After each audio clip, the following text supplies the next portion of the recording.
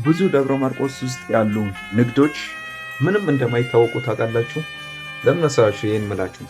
አሁን እንደ ግቢ ተማሪ ደብረ ማርቆስ ውስጥ ቤስት ሬስቶራንት የት ነው ካላችሁ ምጠራው ቲክቶክ ላይ ማቆን ሬስቶራንት ኦር ቲክቶክ ላይ ማቆን ሆቴል ብቻ ነው ምጠራው። ከዛ ውጭ አልጠራም። እዚህ ብዙዎቹ ለመታወቅ የሚያደርጉት ምንድነው? በጣም ወሳኝና ገበያ ሰው የሚዘዋወሩበት እና እንደዛ አይነት ቦታ ነው የሚመርጠው። ግን ሪል ቢዝነስ ሊታወቅ የሚችለው አሪፍ ቦታ ስለመረጣችሁት፣ አሪፍ ገበያ ማዕከል ስለመረጣችሁ አይደለም።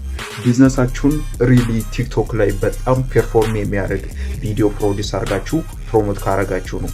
እሱን ደግሞ ለማድረግ ከተቸገራችሁ ፋውሊዝም ሚዲያ የመጀመሪያ ምርጫችሁ መሆን አለበት። ለዛ ቀጥታ አብረን እንድንሰራ የምትፈልጉ ካላችሁ ኮሜንት ላይ ጻፉ፣ ወይም ቀጥታ ዴም አድርጉልኝ፣ ወይም ከታች ባለው ስልክ ቁጥር ደውላችሁ ልታወሩኝ ትችላላችሁ። አብረን እንስራ።